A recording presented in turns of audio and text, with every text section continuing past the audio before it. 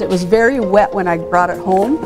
For Charlene Powell, it was like meeting her late father. This footlocker contained all her dad's World War II memorabilia, and it had sat unopened since Lieutenant J.L. Powell's death in 1963.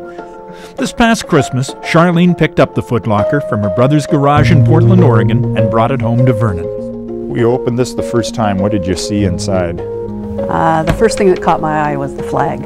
It's off my father's coffin, still folded by the military. Exactly that way that they do. Because he was still in the reserves. Just amazing pictures, and some of them have people's names on the back. Tail numbers, because if they could find the tail number of a B-17, they could find the crew. Yeah. This is what flak is when it comes whipping through your plane. Yeah. Silk maps for Northern Europe, complete with escape routes. That is called the Lucky Bastard Certificate, and you only receive that if you survive 35 missions. That's your belt to go into the 50 caliber machine gun. So this is a 50 caliber bullet, and you hear this saying the whole 9 yards. Yeah. These were 9 yards long, so you gave him the whole 9 yards. And this is my dad, a man that I hardly knew. So. You were 11 when he died. Yeah. This whole story started in 1998 when her husband bought a kit for a radio-controlled model of a B-17 bomber. And I asked him when he was going to build it, and he says, not until you find the nose art for your dad's plane, because I want to make it a replica of your dad's. That led to an internet search, which led to the last surviving member of her father's aircrew in New Jersey. And so one night I finally phoned him in New Jersey and said, is this Alex Nesmith? This is Charlene Powell, Jay Powell's daughter. And it was dead silence, and I thought, yep, he just doesn't have a clue.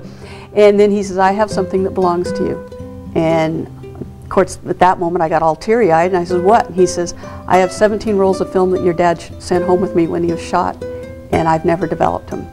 They're here, I'll get them to you. And that's how it all started. That's the camera that all these pictures were taken with. So have you developed all the pictures? 317 pictures. And they're all shots of over Germany, Europe, bombings, planes being shot down. This is historic material that's never been seen by anybody else from the front line. And we have all the dates of everything because Alex recorded all the missions to the 33rd one, which was when he got shot. When you talk to the 100th Bomb Group, which has a proud contingent, what do they tell you about what you've got here in your trunk? Presently, I have the single largest collection within one family of 100th Bomb Group information and memorabilia. And to think it all started with a search for nose art on her father's B-17. What was its name? Heaven Sent. You know, I'm overwhelmed by it. And I want, you know, I've done lots of reading about the 100th Bomb Group. I've met the men, I've heard the stories. I can't even put into words the emotion.